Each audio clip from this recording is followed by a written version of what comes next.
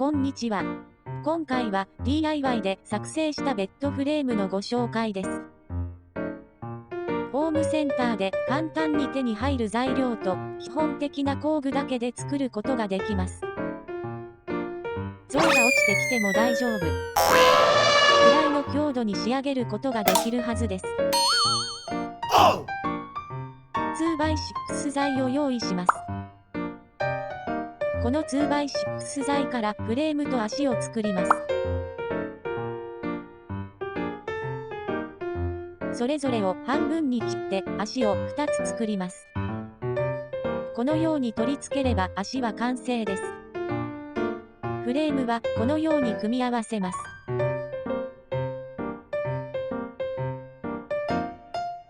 フレームの内側には 2x2 材を取り付けます。足はこのようにフレームに組み合わせます。1x4 材をこのように取り付ければベッドフレームの完成です。